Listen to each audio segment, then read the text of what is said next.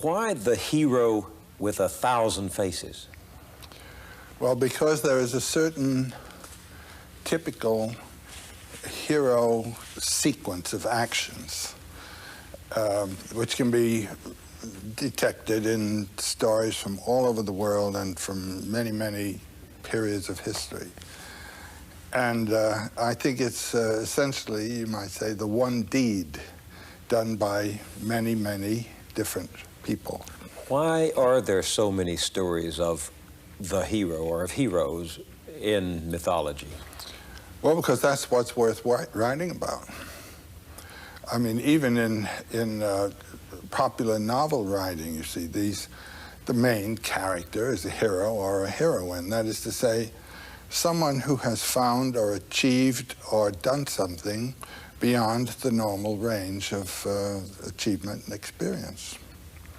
A hero properly is someone who has given his life to something bigger than himself or other than himself.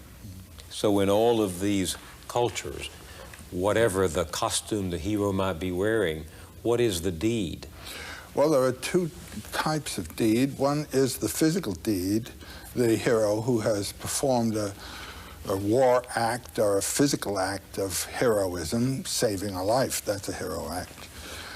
Giving himself, sacrificing himself to another. And the other kind is the spiritual hero who has learned or found a mode of experiencing the supernormal range of human spiritual life, and then come back and communicated it. It's a cycle. It's a going and a return that the hero cycle represents.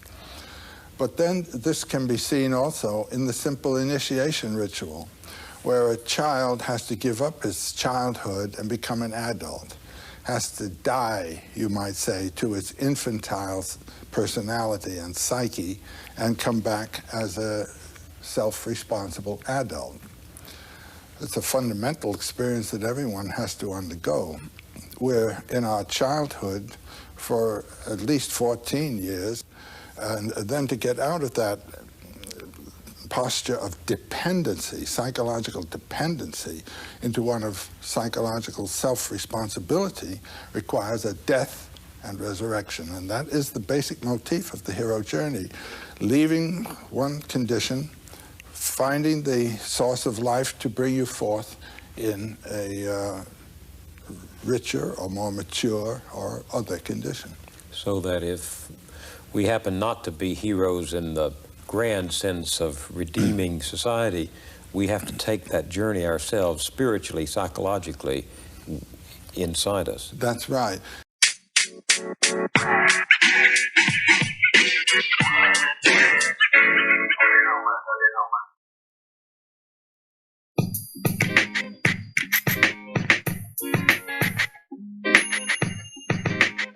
Thank you for tuning in to another episode here at the Masculine Health Solutions Podcast. Today, I was blessed to have Corey Jung on once again. Today, we decided to discuss the hero's journey. Now, some of you guys may know about this, some of you guys may not. However, the hero's journey is something that we all must face at some time in our lives. And whatever that resistance may be, and as much as it might suck in the moment, whether it's pain, trauma, whatever it might be, whatever the case may be, when we overcome this, it really helps us develop our character as men and just really get us going in the right direction. And at the end of the day, man, life is all about conquering, coming out on top and doing the best that you possibly can. So I really enjoyed this episode, and I hope you guys can take a whole lot out of it. And without any further ado, let's dive on into this one.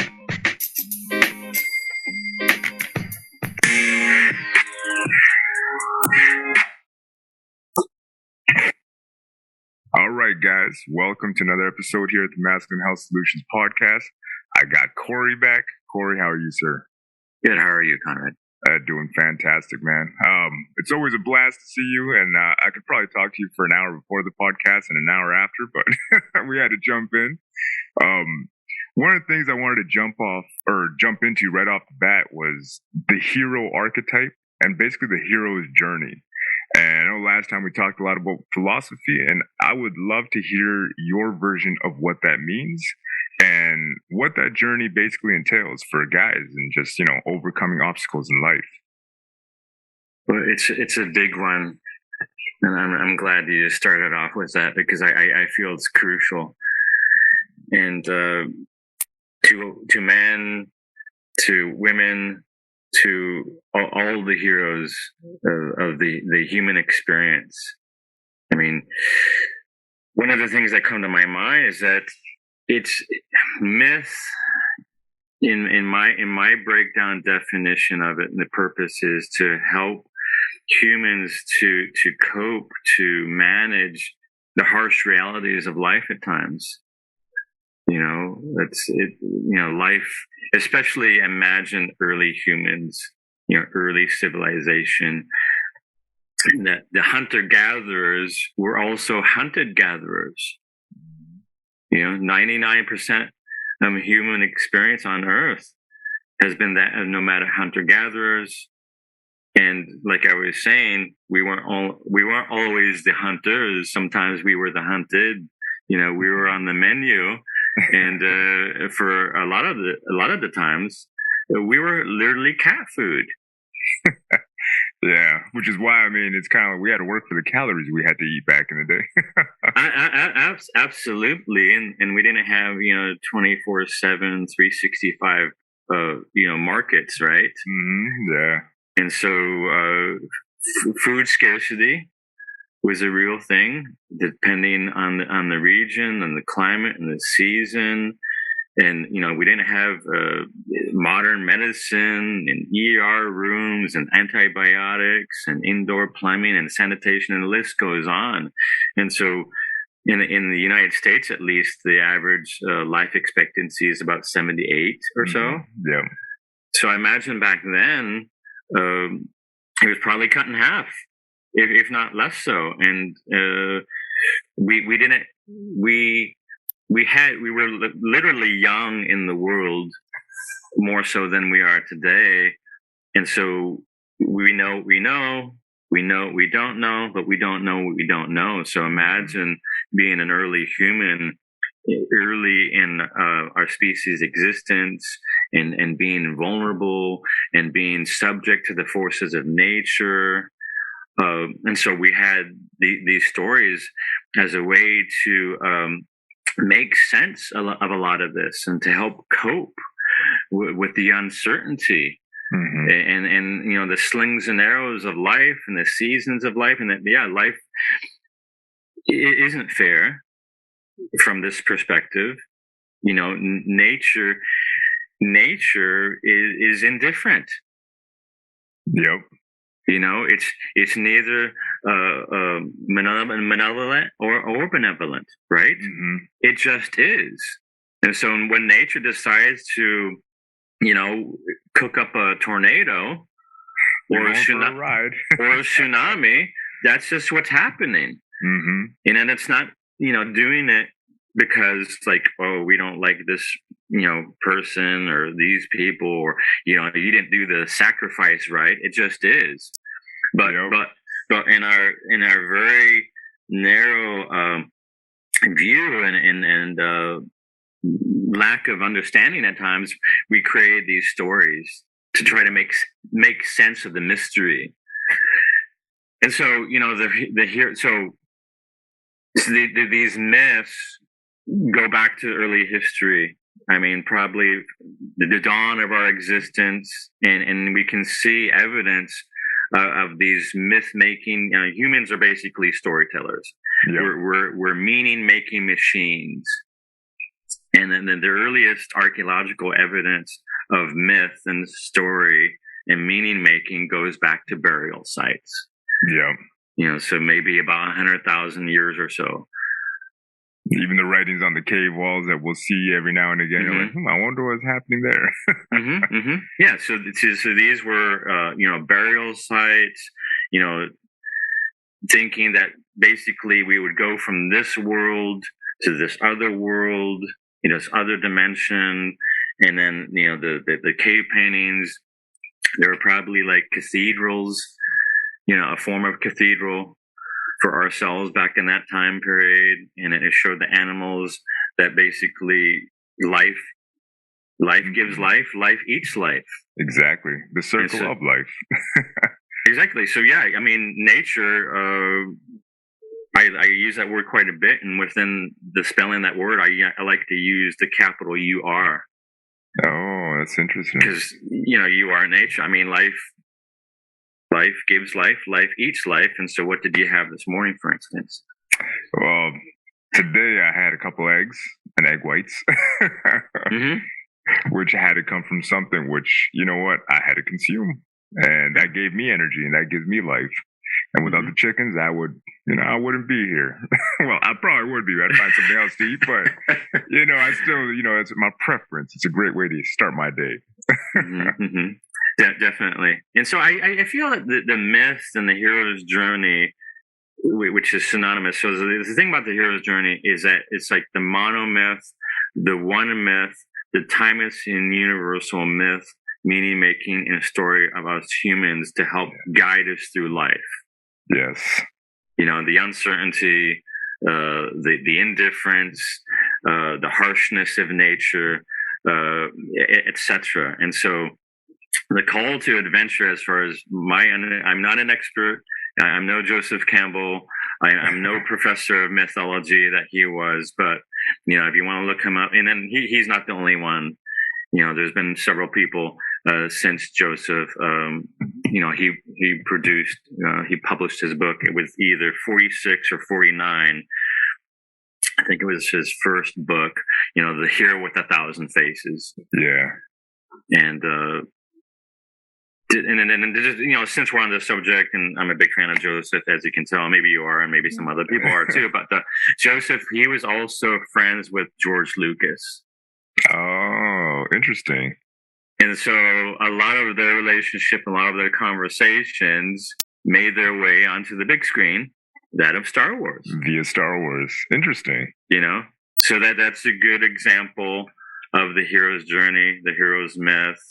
And we can see several other examples, especially within cinema, Harry Potter, the Matrix, Cinderella, the story goes on. But the thing is that those characters within those stories, they provide a reflection of ourselves. Yeah. Or perhaps our potentialities. And we can see within the stories throughout history as well. The Arthurian stories and the quest for the Holy Grail, for instance. Yeah. And so the thing about the hero's journey, it's a call to adventure. 100%. Yeah. Yes, go ahead, sir. No, but I was just going to add to that, and that, without you actually getting out of your basement, playing video games and eating pizza all day, I don't really think it's possible for a lot of guys to really get on this, hero's adventure. And I kind of feel like now we're living in such a comfortable state that it's difficult for people to kind of leave that, right? And I don't know, I was just thinking in regards to that, would it ever be possible for a guy to, reach his full potential if he's just, chilling on at home all day? Like, what is it that has to spur, I guess, most guys, in modern times to really get it going?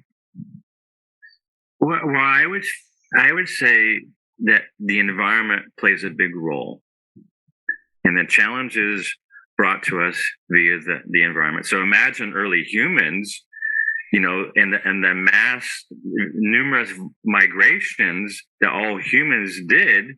Yeah. And then those migrations over the years eventually led us humans to inhabit all four corners of the earth. Yeah.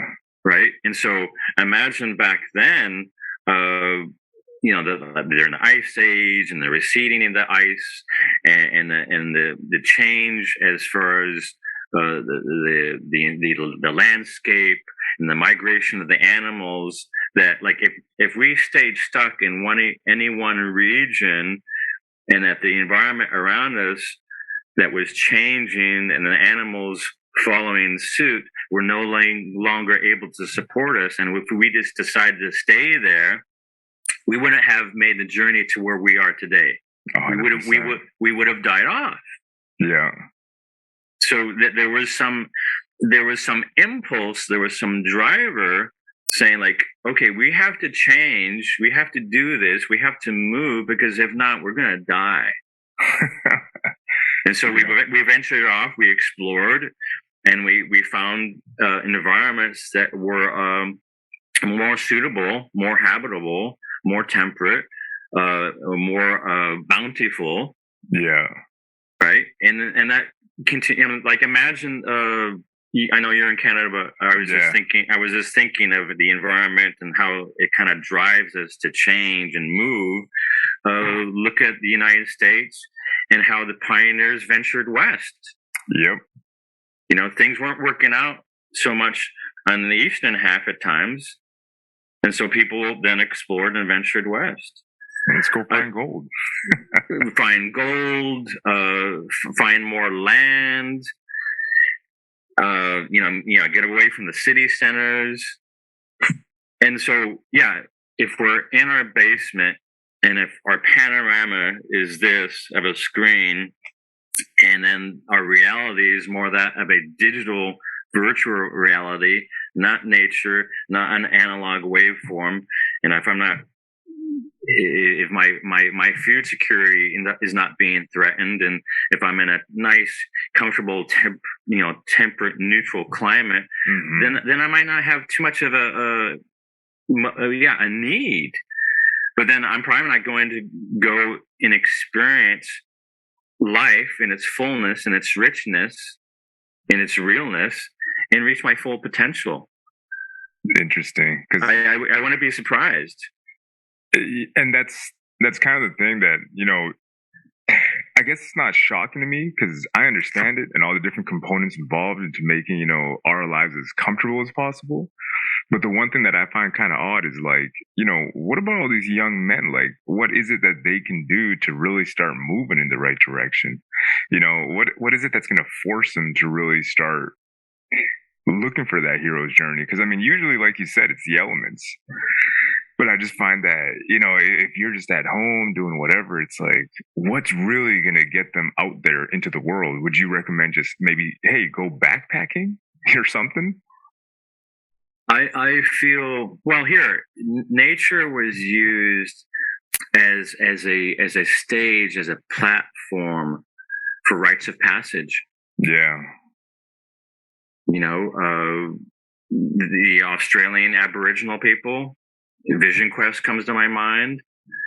The Plains Indians, the Sundance comes to my mind. And so a lot of times the environment played a crucial role. Another aspect of these rites of passage was fasting, and not just in the form of food, nutrition, but also fasting and being alone. Yeah, like a social fast. Yeah, I imagine today that would be technology, devices, etc. Yeah, and that you're taking out the trash. Let's say. Yeah. The trash that perhaps is between the ears. You empty your mind. That's the sort of thing. And so so the preparation to these rituals is like, okay, you would do a fast of sorts, singing, dancing, and then moving across the landscape and maybe going to a sacred spot. Yeah. And then doing some more sitting. And then I would say, ask the big questions. Yeah. Ask the big questions. What is this all about? Why am I here? Go ahead, sir. Yeah, no, because I just wanted to add to that. It's almost like when you're out in nature, it connects you with your natural, essential self. And I find it, it makes perfect sense, because all the stuff that you're saying is like, just go out into the world and you will find yourself in that world. And yeah, it's mind-boggling, but at the same time, it's true. And I find that, it's like you were saying before, in these temperate environments, we can't really connect with that. Yet you go into the woods and all of a sudden it's like, dude, why am I here? You're looking through the stars and you're like, dude, this place is beautiful. I don't want to play video games. Exactly. I'm experiencing life, and that I was going to say it reminds me of John Muir, the American naturalist, and that he would say something along the lines, as I go outside, I'm also going inside. Wow, that's profound. Right, and that another thing is like when you're sitting out there and you're really asking the big questions, and if you look at how I was mentioning some of the pioneers, and then you mentioned, we were also talking about, early humans, early human history, and imagine our ancient ancestors and all the struggles that they had to undergo, and the vast, numerous migrations. Imagine that. Yeah. And so a lot of those people suffered and sacrificed in order for me to be here today. Yeah. So that being said, it's like, how can you not, one, be grateful, and two, live in a way that honors them? Yeah. You see what I'm saying? Yeah, 100%. Because it's kind of like, if you're not living up to your full potential, you might as well spit in their face, right? Like, that's the way I see it. It's a disservice to the people that really had to suffer and endure and perhaps sacrifice. And I talk about sacrifice. So many of the Medal of Honor recipients, if you're familiar with them, and if you read the events that those people did, and because most of those people who are awarded the Congressional Medal of Honor, within the military, our military's highest award, most of them win that posthumously. Yeah. Right? Because the feat that they did was so extraordinary, so heroic, that 9 times out of 10, they weren't able to survive it. So there's very few Medal of Honor recipients who were alive to receive it. So if you read the events that these people performed in order to win these awards, I mean, it's mind blasting. Yeah. I mean, so 9 times out of 10, these people had no idea of doing anything like that. Yeah. They found themselves literally in the middle of hell on earth, in a war, in a particular circumstance, battle, and they answered the call. Yeah. And 9 times out of 10, it wasn't about them. It was about their fellow man, their fellow human, and it was brotherly love.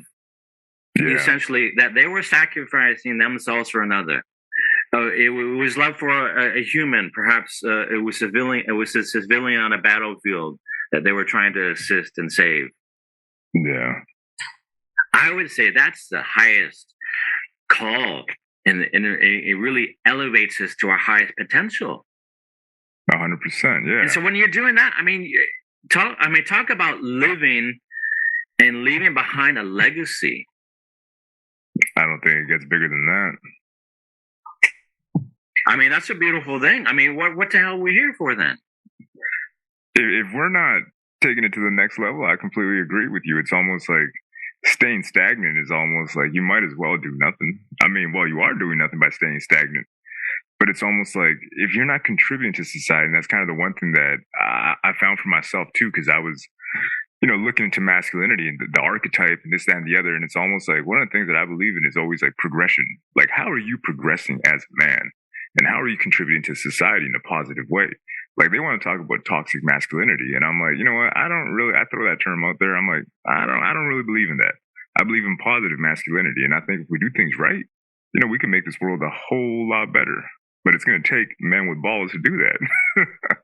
Right? And it's kind of in that situation. If I'm there, and it's like, you're not thinking about a medal at the end of the day. Like, he was doing it because he wanted to do it for his fellow man.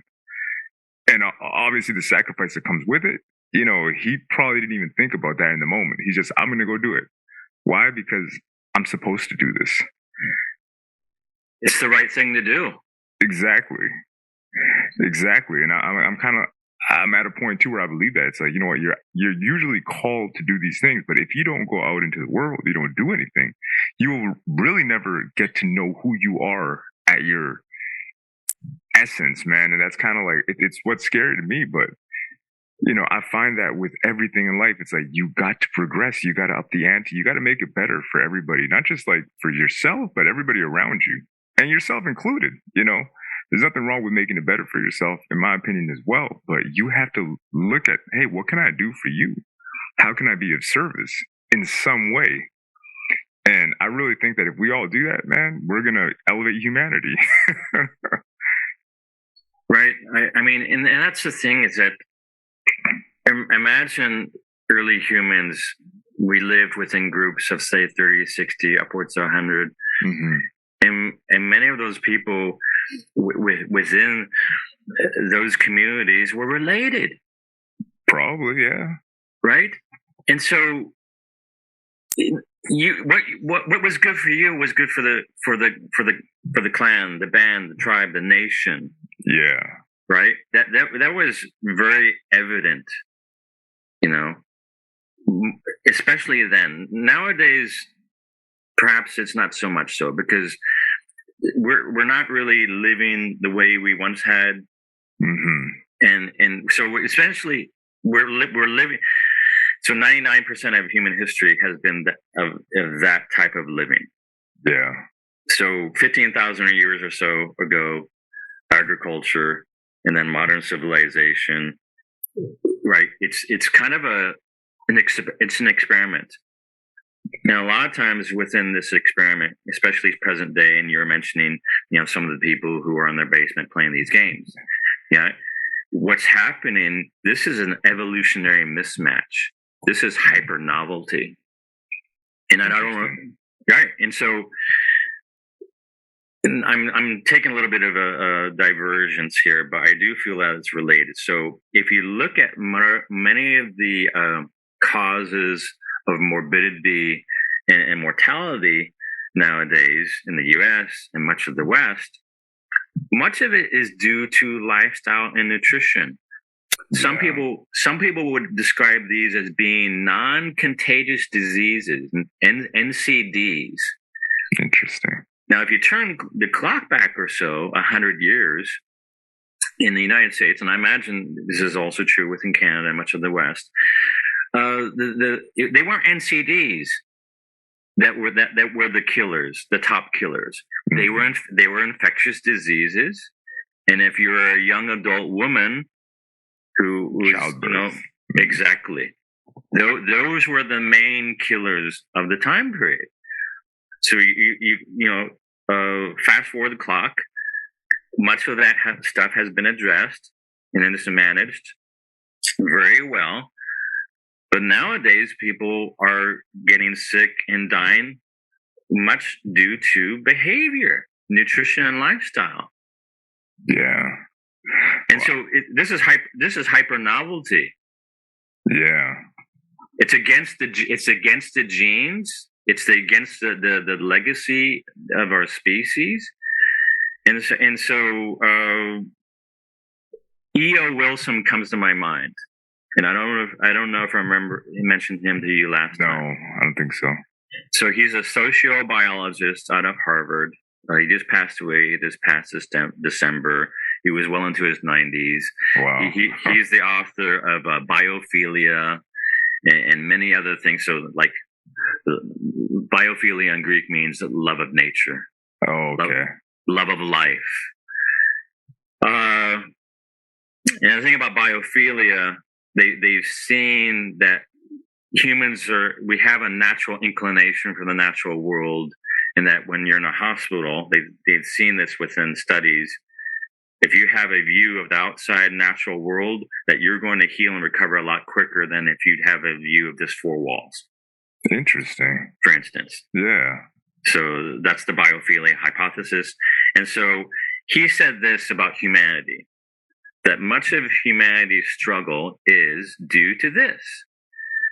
We have Paleolithic emotions, we have medieval institutions, and we have godlike technology. Yeah, I heard that expression. I didn't know that was him.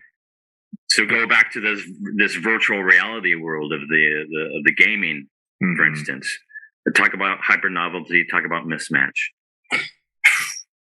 Interesting, because I mean, I just did a podcast with a gentleman named James Good, and he was telling me about his addiction to it, right? And he did some digging as well. And what he was telling me is that not only is the technology godlike, but the people manufacturing, creating these games will actually hire psychologists because they want to know how we work. And what they found is that it's super easy to manipulate men into thinking that, hey, you're accomplishing something.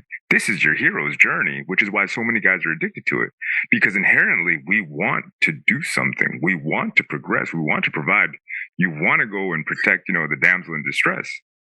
But in a virtual simulation, it's not real. Right. So we're nomadic hunter-gatherers in the 21st century. So this natural impulse for safety, for survival, for sustenance is being leveraged by way of this technology. So we're no longer having to flee from megafauna. We're no longer having to bring home the bacon, literally. But we still have these primitive impulses, and I feel a lot of this technology is leveraging that and pressing the button. To keep us. We have so like imagine in a hunting scenario, not only are you going to have the panorama, but when you're getting really close to that moment, perhaps you're going to have a little bit more target focus. Yes. Because that's probably appropriate at the time because we want to hit the target. Talk about manipulation. So the founder of public relations in the United States goes back to early 1900s. I don't know if you're familiar with him. No. Edward Bernays. Okay. He's the publisher of the book Propaganda. Okay, now which is basically public relations, marketing today. Yeah. And guess who he was related to? Adolf Hitler. Sigmund Freud. Oh wow. Yeah. Okay, that makes perfect sense then. So he leveraged a lot of the insight that his uncle had to manipulate the masses. Interesting. To manipulate the masses. And so many corporations as well as governments got a hold of him early on and throughout much of his life because they wanted to know, well, how can we get our message across?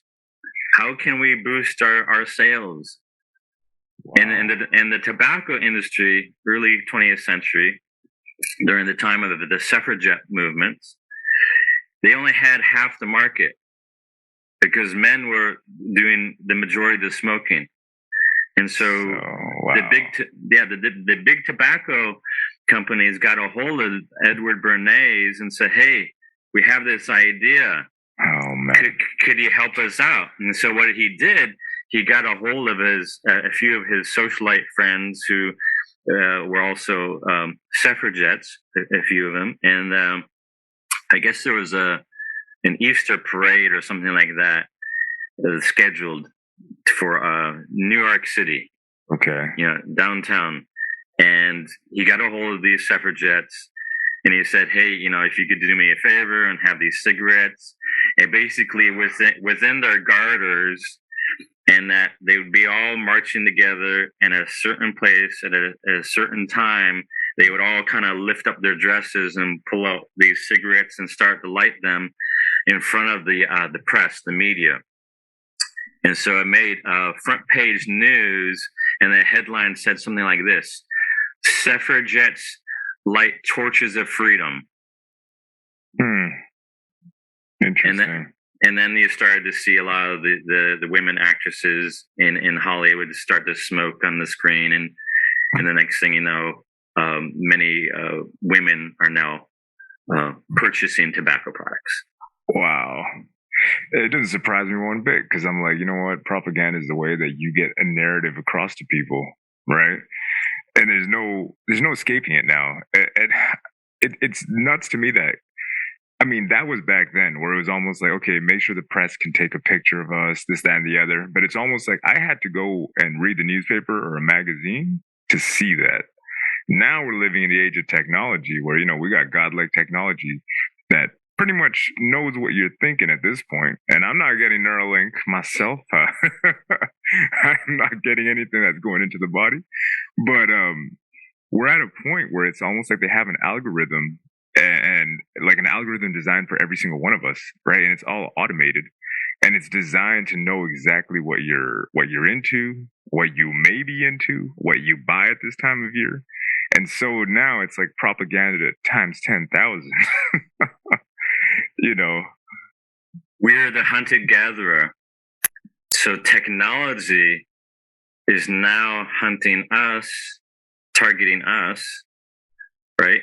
And there's a battlefield that's going on. I believe so. And the battlefield is for control of the mind. Yeah. Control of the masses. This is down to a neuroscience. Some might even call this a form of psyops. Oh, 100%. Psychological warfare. Yeah. Now, if you look at marketing, much of it targets the hindbrain. Yeah. Right. The primitive survival centers of the brain, having to do with safety, having to do with sexuality, having to do with rank. Yeah. And the thing about those aspects of the brain, those are unconscious aspects of the brain. And 90% of our consciousness is unconscious consciousness. Yep. So to the point that one is at ease and they're balanced and that they're well self-regulated, and perhaps to the point that they know themselves. Yeah. I would say that, and then also if they're really on the path of their hero's journey, and that they have a very clear sense and vision of where their North Star is, to the point that all those things are in place, I would say is to the degree that it's going to be difficult to be pulled off track. Oh, 100%. Yeah. Know thyself and you know the gods in the universe. Yep. And if you know what's going on and behind the curtain, some of the manipulations, some of the games that are being played, I'm borrowing from Musashi Miyamoto, the famous Japanese samurai Ronin, who at the age of 12, he was in his first duel that he survived, and he survived about 60 of them, at least 2 battles. Damn. He was a master of the 2-sword technique. So if you want to learn more about Musashi Miyamoto, I highly recommend the Book of 5 Rings. The Book of 5 Rings? Okay, I'll add that to the description. The Book of 5 Rings. And he talks about the strategy of warfare and living literally on the edge of the sword, right? Yeah. The edge of life and death. And even though his life had quite a bit of violence and death in it, he also learned a lot about life itself and living. I can imagine. And so the last 2 years of his life or so, he essentially lived in a monastery, in a Buddhist monastery, writing about his life experiences and how he breaks it down strategically, and not just for warfare, but for life. And the most common saying within his book is, you should study this thoroughly. You should study this thoroughly. So imagine our conversation and the many questions, and imagine a never-ending pursuit. In Japanese, we would call that kaizen. Kaizen, yeah, the kaizen principle. Right? This never-ending pursuit for perfection, knowing that you'll never get there. Yeah. And even if you do, as soon as you have it, it disappears. Or it evolves again, and it's almost like you got to get back onto chasing after it. Relentlessness. Mm-hmm. So I was talking about this, the psychological warfare, and So Musashi Miyamoto said something like this: "Know your man, know his sword." Yeah. So to the point that you are having this level of awareness as far as what's behind the curtain, the games that are being played, mm-hmm. and what you really want as far as your highest potential, right? Your highest realization, self-actualization, to borrow from Abraham Maslow. Yeah. Is to the point that you will have clear sight, clear vision, in a clear path. To the point that you don't have those things in place, then I imagine you could fall victim to a lot of these bread and circuses. Yep. And be pulled and manipulated all over the place, like a puppet on a string. 100%. Yeah. And I don't know about you, but for me, that's not freedom. And for me, that's not a quality of life that I want to live, and not a legacy I want to leave behind either. No, not at all. It's like, it's interesting because a lot of people are just kind of swayed left, right, any which way. And it's like, all right, do this, do that. And I kind of feel like when you have that North Star, like you mentioned before, it almost just gives you clarity subconsciously, which is something that they can't really hack into. It's almost like your armor's up, and it's almost like, you know what, you can't really get in my mind because, I got more control over that than you think. And I think with so many people in the masses and so many young men, it's almost like they've been hypnotized into this belief that I'm getting satisfaction from this screen, or, I'm getting likes, I'm getting validation from there. I'm going on my hero's journey on the TV screen. And it's insane. Well, not insane, but it's interesting to observe it all and just kind of be like, you just walk down the street, you're looking around, you're like, oh, snap, like, it's like, who's asleep, who's awake, right? And my biggest thing is like, I'm just trying to like help men just kind of wake up, and just kind of say, hey, you know what? Why am I doing this? Should I just sit down or should I progress? And that's kind of, I want every guy out there to just kind of realize his North Star, whatever that may be, and I think the biggest thing, like I said before, is progression, right? And like you mentioned again, the Kaizen principle, that's what set Toyota apart for so many years. I remember reading the Toyota method where he was basically talking about how, like, you know what? The way they manufacture things here in Japan will always be superior to the way they were doing in the States at the time. Because I think it was in the 70s or 80s where they basically observed the fact that, you know what, if something wasn't fitting right on the assembly line, they would go make a part for it, come back, and they make sure that it was good to go.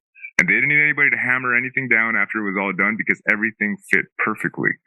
And I mean, if that's not perfection, I don't know what is, but it was incredible to just read that book and see like, wow, there's different levels that we can take it, right?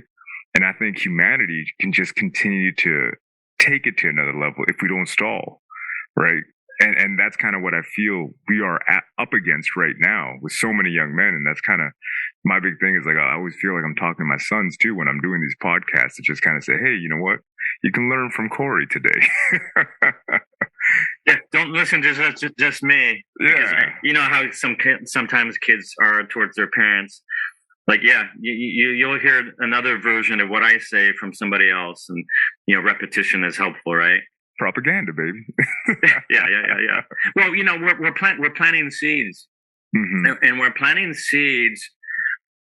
And a lot of times, the seeds, I think this is the borrow from an ancient Greek parable, planting seeds, knowing that often we won't be able to experience the shade of the seed that we plant.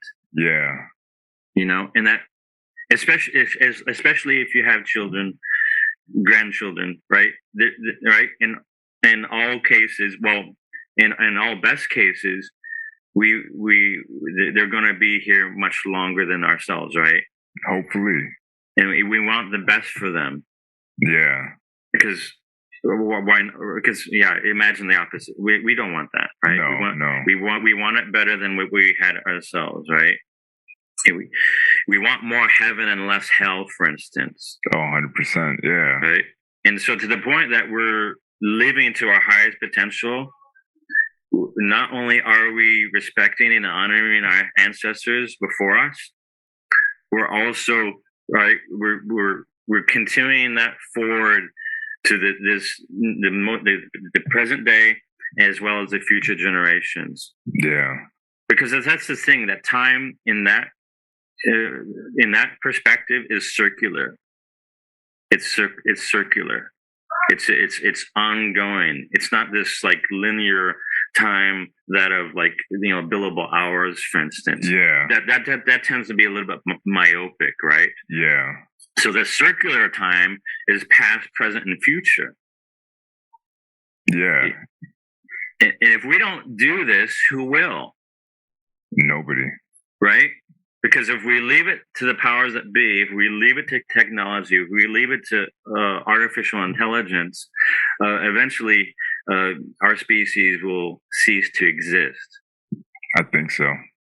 I mean, so, right? So we all are a hero, right? To a various degree, of various sorts, right?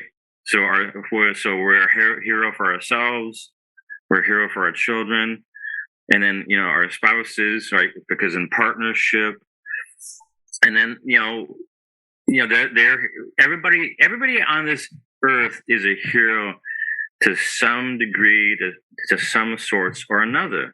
What type of hero do you want to be? And that you are the author of your story.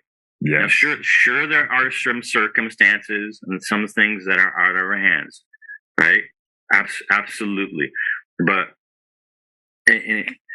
unless we are in solitary confinement, 24/7, 365, and only being given one meal a day, I would say for the majority, we do have some agency, if not a lot of agency. Yes.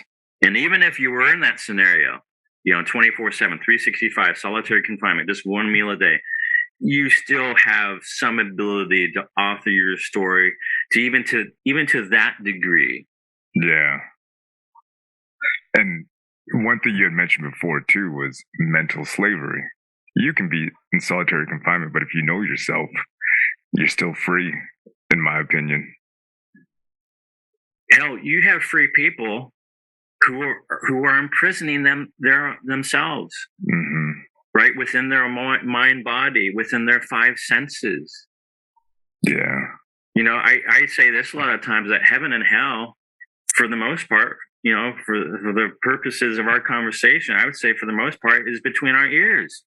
Yes. Yes. What do you want? Do you want a little bit of heaven? Do you want a little bit of hell? Or do you want a little bit more of heaven? Mm-hmm. And 9 times out of 10, to the point that you're in heaven, I'm going to express that outwardly within my relationships, within the places I visit. So it's the old saying, like, when the tide comes in, all ships rise. Yeah.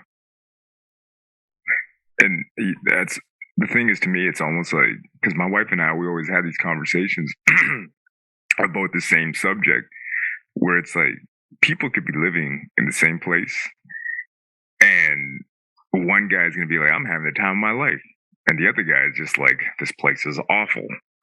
And it could be another man's version of paradise or another man's version of hell, because one guy looks at that, he's like, oh, I don't want that. That looks like a horrible place. And it always comes down to that matter of perspective, where it's just kind of like, what's the mindset you have to the situation that you're in?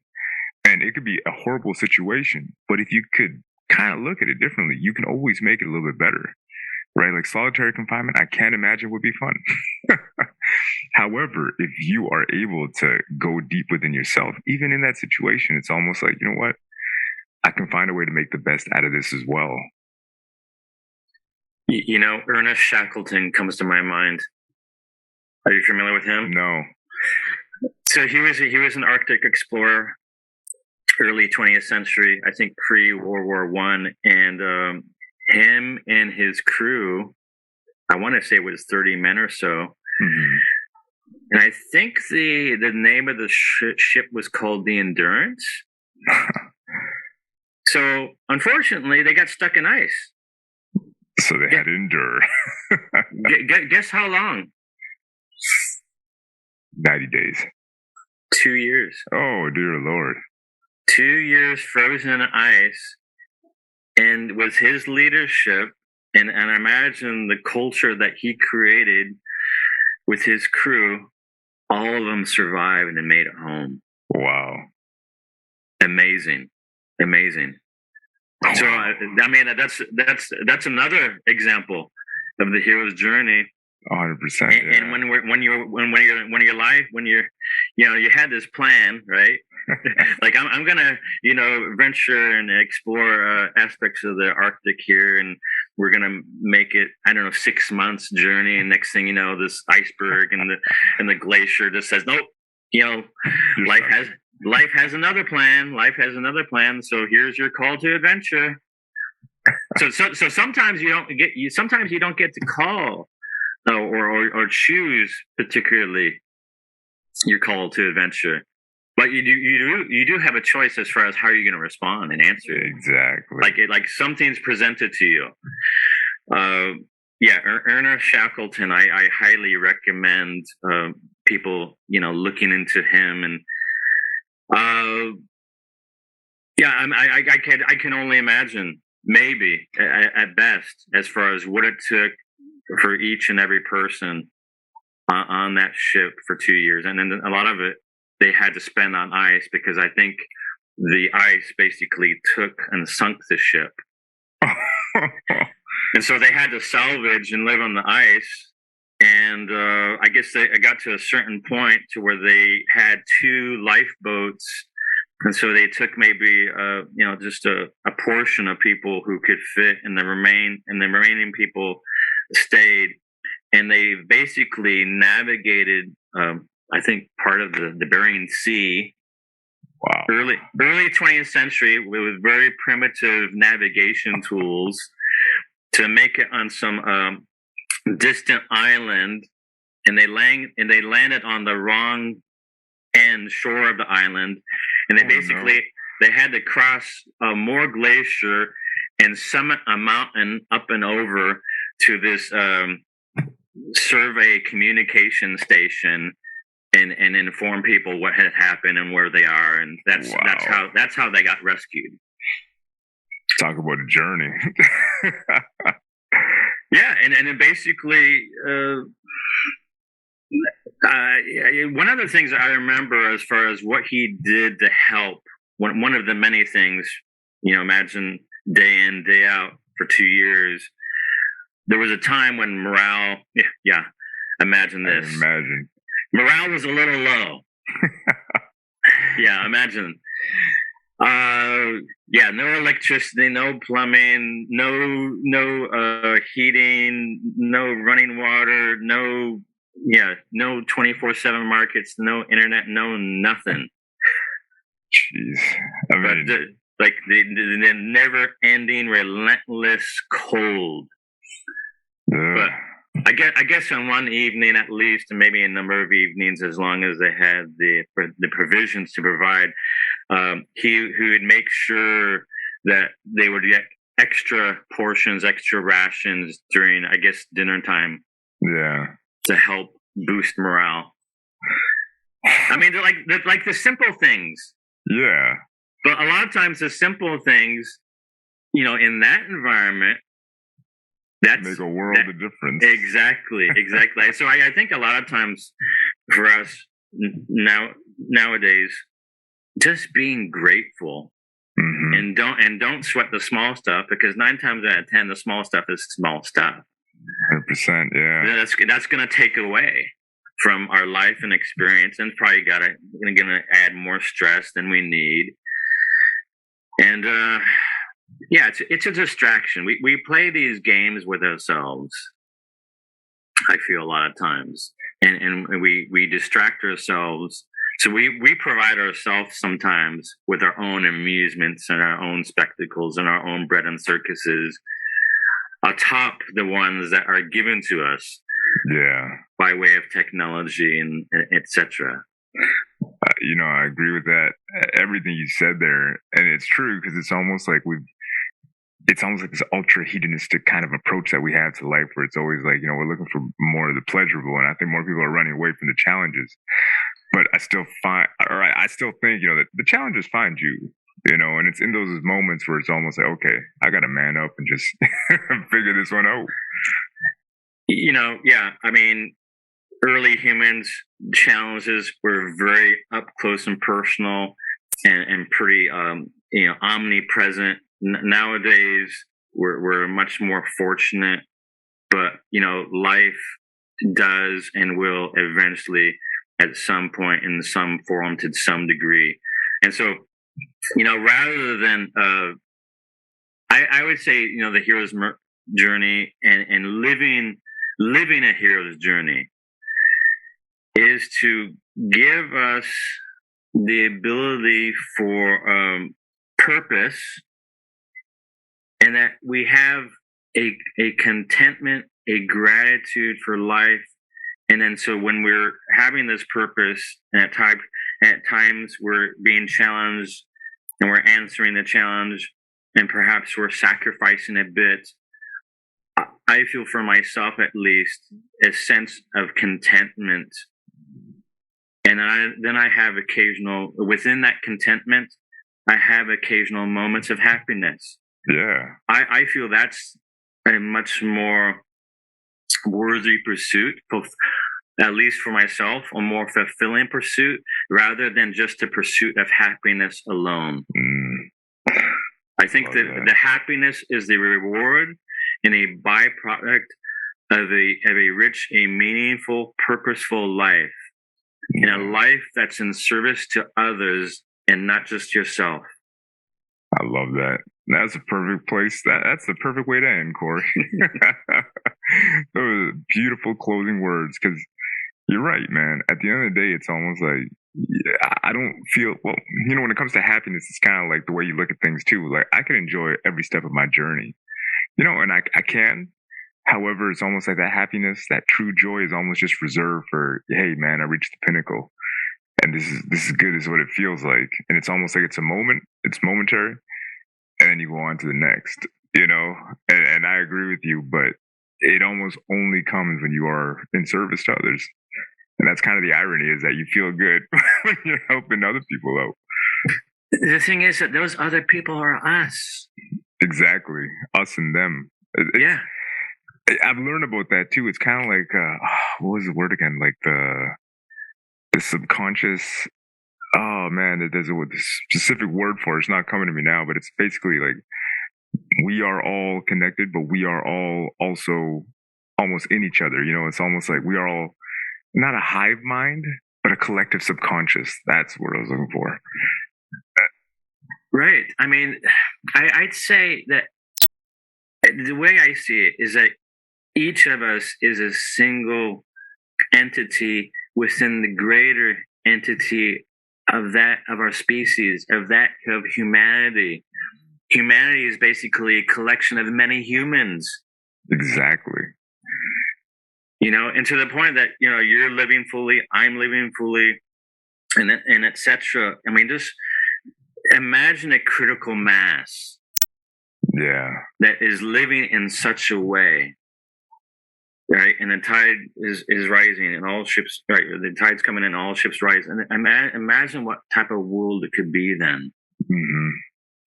Yeah, I think it'd be spectacular. if we can have heaven between our ears, and we reach a critical mass, then we're really truly living in what is it? Cooperative. There's this interrelationship, right? Mm-hmm. There's this state of ease. I would say, yeah, we are in the Garden of Eden. Yes. And that eternity is now, and that heaven is on earth if we choose it to be. I agree with you. Because you know what? It comes down to that. And it's beautiful, because it's like, we can have the beauty of this planet, or we can kind of make a hell out of it. Right. And ultimately, the choice is always ours. So I love that. Corey, where can we find you, man? I'm on the internet, Upright Movement. You can Google me, Corey Jung. I'm on a lot of the social media platforms, the Facebook, YouTube, Instagram. I'll send you maybe one link, the link tree that has all the links. Okay. Yeah, usually I'll put all the links in the description below, but that would make it easier for me. Yeah, all in one. All right. Best to you, Conrad, and your audience, and I hope this was helpful for everybody. I think so. I think there's a lot for people to extrapolate, and a lot to meditate on. But this is what I love, and honestly, I hope that I can reach somebody today with this message. Yes, indeed. Awesome. Thanks again, Corey. Thank you.